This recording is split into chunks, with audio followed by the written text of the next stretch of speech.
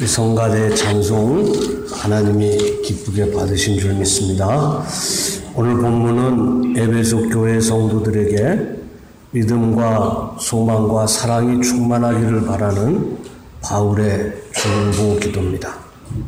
오병이어를 들고 축사하신 후에 5,000명을 먹이신 예수님의 그 마음과 같은 마음으로 기도하고 있습니다. 바울의 기도가 그대로 우리에게 이루어지기를 기원합니다. 그가 무릎을 꿇고 비는 하나님은 각 사람에게 이름을 주신 하나님입니다. 전능하신 하나님, 인도하시는 하나님, 사랑의 하나님, 좋으신 하나님, 인자와 자비가 풍성하신 하나님, 이런 말들은 귀에 익은데 이름을 주신 하나님이라 부르는 것은 아주 생소한 일입니다. 하나님이 모세에게 나타나 당신을 소개하셨을 때 이렇게 말씀하셨어요. 예수님도 인용한 말씀이죠. 나는 내 조상의 하나님이니 아브라함의 하나님, 이삭의 하나님, 야곱의 하나님이니라. 아브라함, 이삭, 야곱에게 눈여겨봐야 할 공통점이 하나 있습니다. 하나님이 그 모두에게 이름을 지어주신 거죠. 그들 이후로는 그런 일이 없었던 아주 특별한 일입니다. 하나님은 아브라함이 99세 되던 해에 그를 찾아오셔서 아들을 다시 약속하시고 복을 확인하시며 말씀해 주셨습니다. 이제 후로는 내 이름을 아브라함이라 하지 아니하고 아브라함이라 하니 이는 내가 너를 여러 민족의 아버지가 되게 함이니라. 그때 아내 사레도 열국의 어미라는 뜻의 사라로 바꿔주셨죠. 그리고 장차 낳게 될 아들의 이름을 이삭이라 지어주시며 그에게도 복된 약속을 주셨습니다. 내 아내 사라가 네게 아들을 낳으리니 너는 그 이름을 이삭이라 하라. 내가 그와 내 언약을 세우리니 그의 후손에게 영원한 언약이 되리라. 야복강에서 밤새워 기도한 야곱에게는 하나님과 겨루어 이긴 자라는 뜻의 이스라엘이라는 이름을 주셨습니다. 하나님의 백성의 이름이죠. 이렇게 볼 때 각 사람에게 이름을 주셨다는 말은 특별한 약속, 복을 주셨다는 말씀입니다. 바울은 우리를 다스리시며 복 주시는 하나님, 인생을 아름답고 귀하게 여기셔서 특별한 복을 약속하신 그 하나님께 무릎을 꿇고 빌고 있는 거죠. 우리 각 사람에게 이름을 주셨다고 했습니다.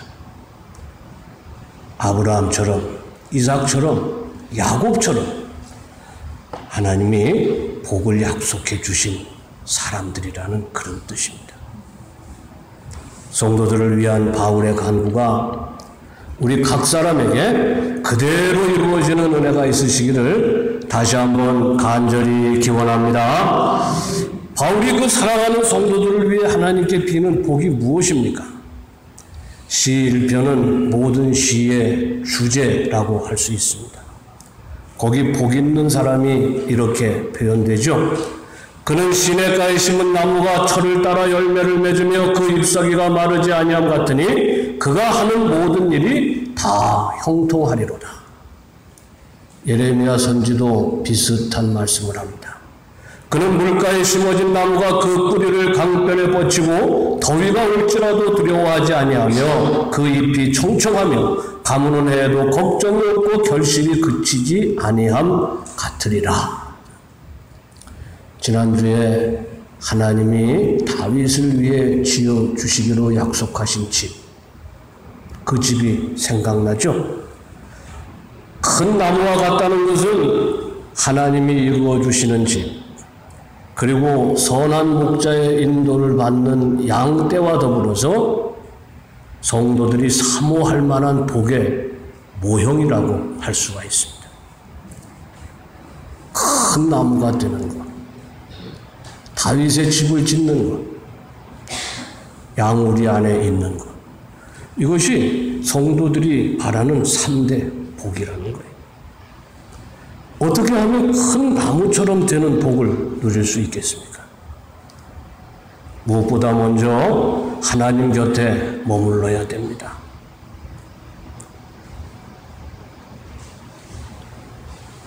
시편은 시냇가의 심기운 자를 이렇게 표현합니다.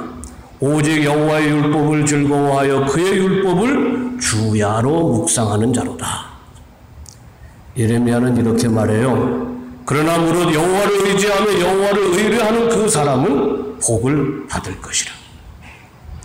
오늘 바울은 이렇게 기도합니다. 그의 영광의 풍성함을 따라 그의 성령으로 말미암아 너희 속사람을 능력으로 강건하게 하시오며. 시인이나 예레미야나 바울이 한결같이 말하는 것은 하나님 곁에 그리스도 안에 주와 함께 그렇게 있는 것이 큰 나무가 되는 비결이라는 겁니다. 오직 그를 의지하고 그를 사모하며 그의 말씀을 즐겁게 듣는 자가 쑥쑥 강건하게 자라서 큰 나무가 될 수 있다는 거죠. 하나님을 떠난 자는 그 이름을 지어주신 자를 떠난 것이죠. 아비의 집을 떠난 아들과 같고 잃어버린 양과 같고 뿌리 뽑힌 나무와 다를 바가 없습니다. 하나님이 계신 곳이 어디입니까? 하나님은 천지에 충만하시니 하나님이 어디에 계시다 말할 수가 없습니다. 다윗이 하나님의 집을 지을 때 하나님이 그렇게 말씀하셨잖아요. 내 집을 어떻게 짓겠느냐.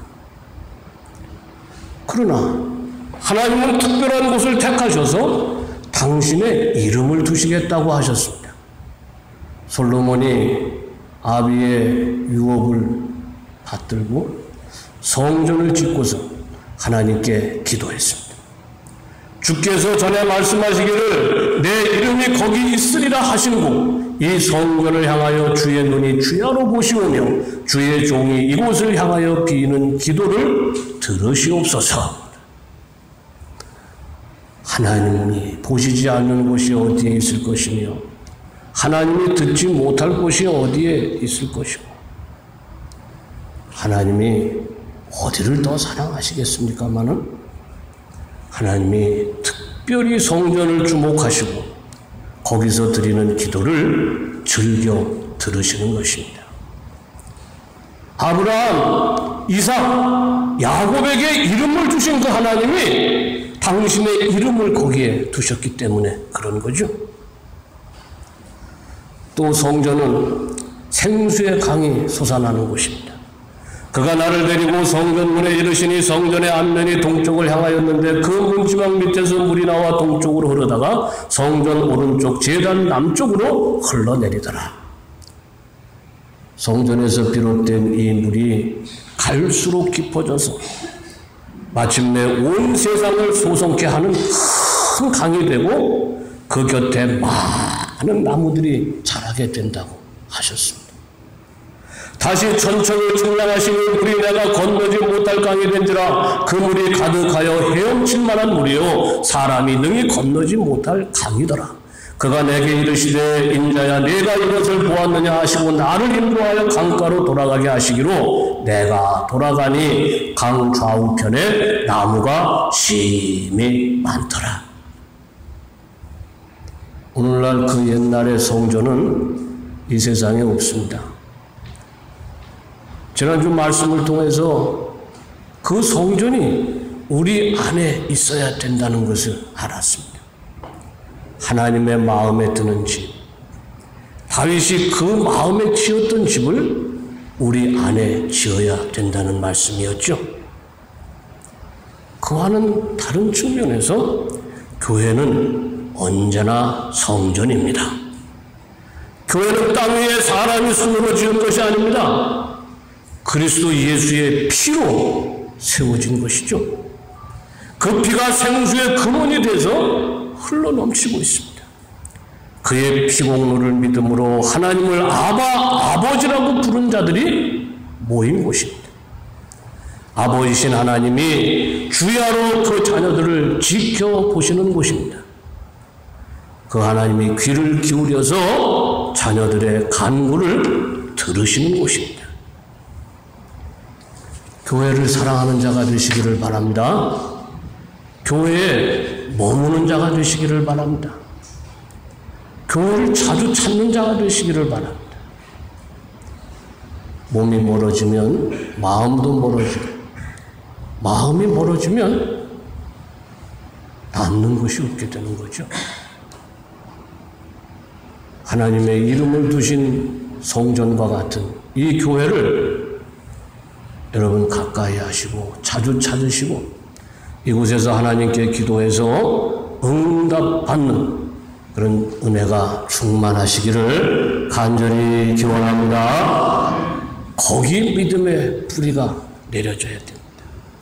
바울이 기도하죠. 믿음으로 말미암아 그리스도께서 너희 마음에 계시게 하시옵고 너희가 사랑 가운데서 뿌리가 박히고 터가 굳어져서 겉으로 드러난 나무의 모습은 땅속에 박힌 뿌리의 모습과 비슷하다고 합니다. 높이 솟은 나무는 뿌리가 깊고 넓게 펼쳐진 나무는 뿌리가 넓게 펴져 있습니다. 큰 나무가 되기를 바란다면 반드시 뿌리를 깊고 또 넓게 펼쳐야 되는 거죠.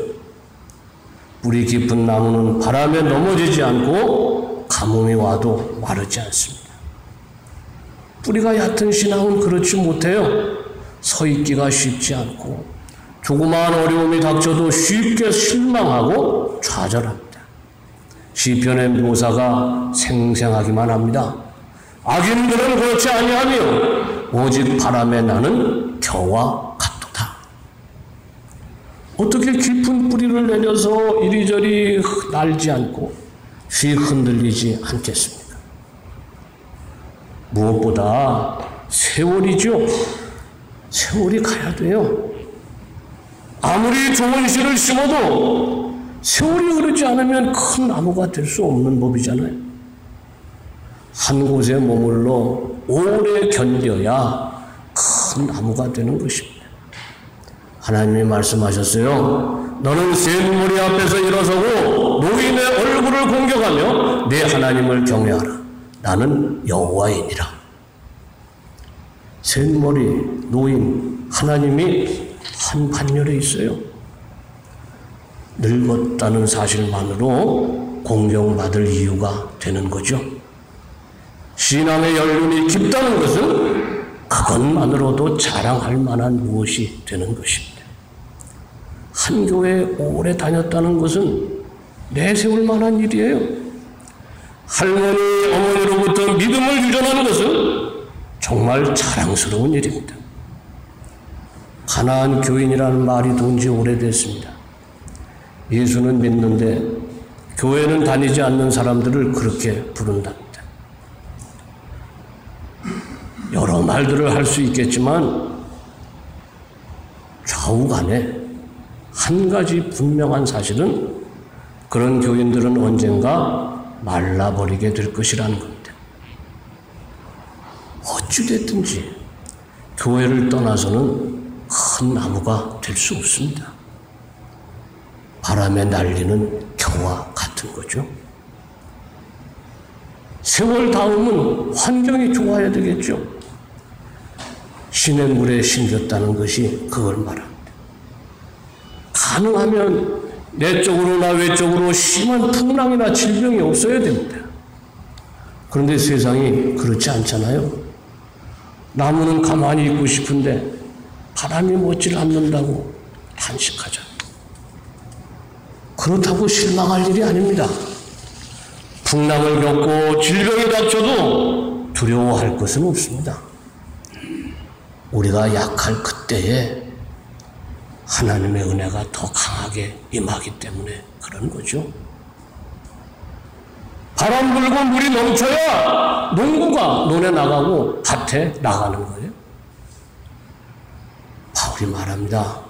주께서 너희를 우리 주 예수 그리스도의 날에 책망할 것이 없는 자로 끝까지 견고하게 하시리라. 이게 주의 사랑입니다. 그래서 바울이 말해요. 믿음으로 말미암아 그리스도께서 너희 마음에 계시게 하시었고 너희가 사랑 가운데서 뿌리가 박히고 터가 굳어졌어. 여기 이 사랑은 하나님의 사랑이죠. 그리스도의 사랑입니다. 가지 많은 나무에 바람 잘 날 없다고 합니다. 나무가 클수록 가지도 많은 것은 정한 이치일 텐데 광야 같은 인생을 살면서 바람이 없기를 기대하기는 어렵습니다. 그러나 뿌리가 깊으면 바람을 이기는 힘도 커지게 마련입니다. 주님 곁에 머무는 것이 중요합니다. 그것도 진득하게 오래 붙어 있는 것이 중요합니다. 환난과 시련이 없을 수 없지만 끝까지 견고하게 하시는 주의 사랑에 힘입어서 믿음의 깊은 뿌리 내리게 되시기를 간절히 기원합니다. 사랑의 가지와 잎이 넓고 무성해야 되겠죠. 가지가 무성하게 넓으면 넓은 그늘이 생기게 마련입니다. 밤이면 새들이 기슬들이 오고 낮이면 고단한 인생들이 쉼을 얻을 수 있는 곳이 나무 그늘입니다. 가지가 많으면 또 열매도 많은 법이에요. 열매가 맺으려면 새로운 가지가 형성돼야 되는데 묵은 가지에서는 열매가 안 열리거든요. 자꾸 새로운 가지가 뻗어나와야 열매가 많은데 가지가 많다는 것은 그만큼 새로운 가지가 나올 가능성도 많다는 뜻이겠죠. 교회의 으뜸 가는 사명인 새로운 생명을 구원하는 전도와 선교의 역사가 끊어지지 않고 이어져야만, 그래야만 시냇가에 심은 나무처럼 큰 나무라고 할 수가 있는 거라. 하나님의 구원하시는 역사는 그의 사랑의 역사죠. 요한이 말했습니다. 하나님의 세상을 이처럼 사랑하사 독생자를 주셨으니 이는 그를 믿는 자마다 멸망하지 않고 영생을 얻게 하려 하심이라. 이 사랑을 아는 자가 사랑을 전하는 법이에요. 사랑을 모르는 자는 사랑할 수도 없는 법이죠. 선교의 역사는 하나님의 사랑을 아는 자들에 의해서 이루어져 왔고 이루어지게 될 것입니다. 그 사랑에 힘입어서 그리스도의 종이 된 바울은 온 세상에 복음을 전하는 자가 됐습니다. 오늘도 그렇게 간구하고 있습니다. 너희 모든 성도와 함께 지식에 넘치는 그리스도의 사랑을 알고 그 너비와 길이와 높이와 깊이가 어떠함을 깨달아 하나님의 모든 충만하신 것으로 너희에게 충만하게 하시기를 구하노라. 어떻게 하면 충만하게 되겠습니까? 어떻게 하면 무성하게 되겠느냐? 이미 있는 줄기들이 튼실해야 됩니다. 연약한 줄기에 새 가지가 날 수가 없고 설사 난다고 하더라도 쉽게 마르게 되겠죠. 무슨 뜻입니까? 이미 주신 사랑의 크기를 알아야 된다고. 누구나 처음부터 굵은 줄기가 아니었잖아요. 순으로부터 시작해서 가지가 되고 줄기라 불리는 것이 되기까지 내 힘으로 된 것이 아니잖아요. 아버지 하나님의 측량할 길이 없는 사랑에 힘입은 것입니다. 우리가 예수님의 하나님 나라 비유를 볼 적에 씨 뿌리는 것은 그건 사람이 하는 일이지만 자라게 하시는 분은 하나님이시라. 하나님의 사랑은 자라게 하시는 거예요. 자라게 하시는 그 하나님의 사랑을 알지 못하는 자는 사랑을 베풀고 나누지 못하는 것이라. 이제 그리스도인이라는 이름을 받았으면 사랑하는 자가 되어야 된다는 뜻입니다. 나로부터 새 가지가 생기게 돼야 됩니다. 내 가정에서부터 시작해서 내 이웃에 이르기까지 가지가 되고 줄기가 될 수 있는 순들이 많이 있지 않습니까? 그 순들이 잎이 되고 마침내 가지와 줄기가 될 수 있도록 하는 것이 그게 사랑이잖아요. 밭에 심겨진 농작물들은 농부의 발자국 소리를 듣고 자란다. 그런 말이 있어요. 사랑하면 할수록 더 잘 자란다는 거잖아요. 전도하는 일이 따로 있는 게 아닙니다. 전도대를 조직하고 인쇄물을 인쇄하고 노방에 나가서 예수 믿고 구원 받으세요. 예수 믿고 복 받으세요. 그게 참 전도가 아니라는 거예요. 사랑이 전도인 것을 여러분 아시기 바랍니다. 사랑받은 자가 사랑하는 것, 그게 전도잖아요. 제주도에 피해온 예멘의 난민들을 두고서 여러 가지 말들이 오가고 있습니다. 그들로 말미암아 겪을 폐해를 염려하는 것도 이해가 됩니다. 그런데 거두절미하고 교회마저 이슬람이라는 이유로 그들을 외면한다면 교회는 더 이상 큰 나무가 될 수가 없습니다. 우리가 죄인일 때 베푸신 하나님의 사랑을 망각한 것이잖아요. 나그네를 잘 대해주라는 하나님의 말씀에 정면으로 반하는 거잖아요. 그렇게 할 수밖에 없는 여러 가지 이유들을 다 대도 그건 하나님의 지상 명령에 어긋나는 거잖아요. 이사야 선지가 전하는 하나님의 말씀이 이렇습니다. 모압의 딸들은 아르논 나루에서 떠다니는 새 같고 보금자리에서 흩어진 새 새끼 같을 것이라. 너는 방도를 베풀며 공의로 판결하며 대낮에 밤같이 그늘을 지으며 쫓겨난 자들을 숨기며 도망한 자들을 발각되게 하지 말며. 모압은 이스라엘과 인척간이기도 하지만 원수간이기도 한 그런 사람들이잖아요. 그들이 둥지 잃은 새 새끼 같이 됐을 때 어떻게 하라고 그러는 거예요? 방도를 베풀고 공의로 판결하고 대낮에 이 뜨거운 낮에 그늘이 되어주라는 그런 말씀이에요. 요나를 통해서도 말씀하셨잖아요. 여호와께서 이르시되 내가 수고도 아니하였고 재배도 아니하였고 하룻밤에 났다가 하룻밤에 말라버린 이 박넝쿨을 아꼈거든. 하물며 이 큰 성읍 니느웨에는 좌우를 분별하지 못하는 자가 12만여 명이요 가축도 많이 있나니 내가 어찌 아끼지 아니하겠느냐 하시니라. 우리가 사랑의 빚진 자임을 기억해야 됩니다. 복음자를 이룬 새와 같은 이웃의 둥지가 되어주지는 못할 망정 그렇게 하지 말라고 하는 것은 이건 언어 도단입니다. 햇빛을 가릴 길 없어 땀 흘리는 나그네 그늘이 되어줘야 됩니다. 왜 거기다 천막 치느냐고 말하는 자가 돼서는 안 되는 거죠. 사랑함으로 줄기와 가지가 무성한 큰 나무가 되기를 간절히 기원합니다. 아름다운 열매로 하나님께 영광을 돌려야 되겠습니다. 나무의 열매들은 두 가지 기능을 가지고 있죠. 하나는 양식이 되는 것이고 또 다른 하나는 새로운 나무를 생기게 하는 씨가 되는 것. 나무의 열매들은 선악을 알게 하는 나무와 마찬가지로 한결같이 먹음직하고 보암직하고 탐스럽기만 합니다. 누군가 먹어주기를 바라서 유혹하는 거죠. 근데 그게 씨를 퍼뜨리는 방법이라고. 성도들도 마찬가지입니다. 성도가 세상의 사람들에게 칭찬을 받고 그로써 하나님께 영광을 돌리게 되면 그 결과는 새롭게 구원받은 생명의 증가로 이어지게 마련이라는 거예요.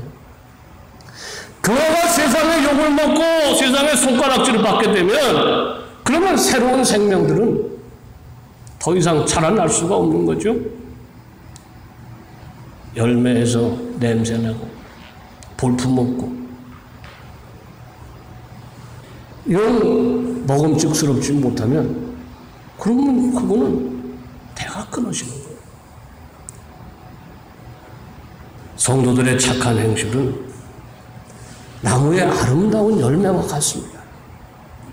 주님이 말씀하셨어요. 이같이 너희 빛이 사람 앞에 비치게 하여 그들로 너희 착한 행실을 보고 하늘에 계신 너희 아버지께 영광을 돌리게 하라. 이러면요, 전도하러 다니지 않아도 교회가 사람들로 차고 넘치게 됩니다. 바울이 기도합니다. 우리 가운데서 역사하시는 능력대로 우리가 구하거나 생각하는 모든 것에 더 넘치도록 능히 하실 이에게 교회 안에서와 그리스도 예수 안에서 영광이 대대로 영원 무궁하기를 원하노라. 아멘. 저절로 하나님의 영광 받으시겠습니까? 그의 자녀들로 말미암아 영광 받으실 것인데 그것이 충만하기를 바울이 기도하고 있는 거예요. 우리 복은 하나님께 영광이 될 때에만 참된 것입니다. 아무리 많아도, 아무리 잘 돼도, 아무리 강해도 하나님께 영광이 되지 않으면 그건 복이 아니라 저주가 될 겁니다. 착하고 아름다운 행실로 하나님께 영광 돌리는 성도들이 되시기를 기원합니다. 그럼 성도의 아름다움은 어디에서 비롯될까요? 성도가 아름답다고 여겨질 때가 언제일까요? 성도의 행실이 참 성도 하나님의 자녀 같구나. 그럴 때가 어디냐고요. 참된 아름다움이라는 것은 색깔이나 모양에 있지 않습니다. 사람들이 열심히 그걸 추구하는데 잠깐 속일 수 있어도 본질이 아름답지 못하면 어때요? 모양은 변하고 색깔은 퇴하게 마련이거든요. 흰색이 검은색보다 아름답다? 그건 보는 사람에 따라 다른 거죠. 긴 것과 짧은 것도 마찬가지입니다. 우리 고흥란 권사님은 맨날 까만 옷만 입는데도 얼마나 아름다운지. 저는 키가 이렇게 작은데도 얼마나 멋있는지 몰라요. 할렐루야. 그럴 때 좀 아멘 좀 하면은 내가 조화롭다, 부조하다. 균형이 잡혔다, 균형이 틀리다. 이건 다 마찬가지예요. 아름다움이라는 것에는 절대적인 기준이 없습니다. 그렇다면 언제나 아름다운 거, 누구에게나 아름다운 거는 무엇이겠습니까? 아마 다움, 아름다움이라는 그 다움이라는 말에 있지 않을까 생각합니다. 아름이라는 것은 이건 열매잖아요. 열매답다. 열매다워. 열매다우면 어떻게 됩니까? 아이고, 아담과 하와가 하나님의 명령을 어기고도 따먹을 수밖에 없는 그런 아름다움이 거기. 보암직하고 먹음직스럽고 탐스럽기도 한 그런 아름다움. 다움, 그거를 가지면은 우리가 아름답게 되는 것입니다. 공자님 말씀대로 하면은 임금은 임금답고 신하는 신하답고 아비는 아비답고 자식은 자식다우면 그게 제일이라고. 마찬가지로 성도는 성도다울 때 가장 아름다운 거예요. 성도가 가장 성도다울 때는 그럼 어느 때입니까? 성도가 무사람들과 구별될 그때죠. 세상과 구별되는 그 지점에서 성도의 아름다움이 드러나게 된다. 성도는 세상과 구별될 때 가장 성도답고 아름다운 것입니다. 세상 사람들이 좋아하는 것을 함께 좋아하고 세상이 바라는 것을 함께 바라면 안 됩니다. 수준이 거기에 맞춰져 있으면은 그건 성도다운 게 아니라는 거죠. 바울이 이런 말 했어요. 만일 그리스도 안에서 우리가 바라는 것이 다만 이 세상의 삶뿐이면 모든 사람 가운데 우리가 더욱 불쌍한 자이리라. 이게 그 말이잖아요. 세상이 보는 것 너머를 보고 세상이 아는 것 이상을 알고 세상이 바라는 그 위를 바라는 그런 모습이 없으면 우리는 차라리 더 불쌍한 자라.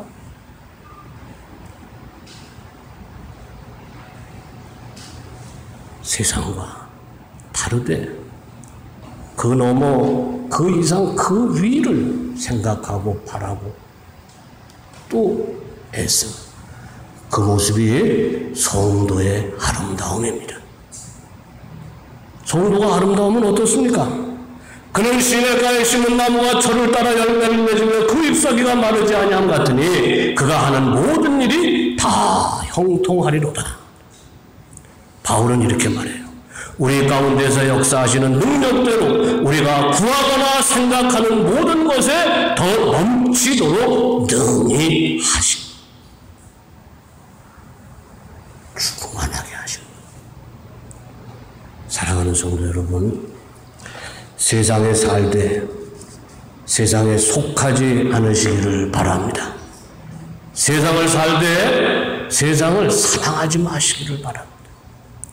세상이 알지 못하는 것을 알고 세상이 바라지 못하는 것을 소망하고 세상이 하지 못하는 일을 하는 자들이 되시기를 간절히 기원합니다. 이게 우리 주님이 믿는 자들에게 능치 못함이 없다 하신 말씀의 참 뜻이잖아요.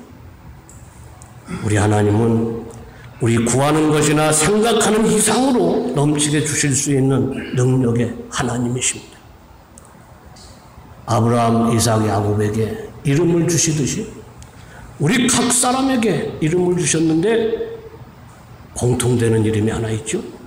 새 이스라엘이라는 이름입니다. 그리스도인이라는 이름입니다. 그 이름에 걸맞게 성도다운 모습으로 세상을 살아서 바울이 성도들을 향해 비는 이 기도가 우리 가운데서 이루어지는 역사가 나타나게 되기를 간절히 축원합니다. 아버지 하나님 감사하고 감사합니다. 당신의 사랑하는 자들을 당신의 이름을 둔 이곳에 모으셨으니 이제 충만하게 하여 주시옵소서. 믿음과 소망과 사랑으로 충만하게 하시고 아버지 그 모든 털어서 우리 하나님께 영광 돌리는 교회 성도들 되게 하여 주시옵소서. 예수님 이름으로 기도하옵나이다. 아멘.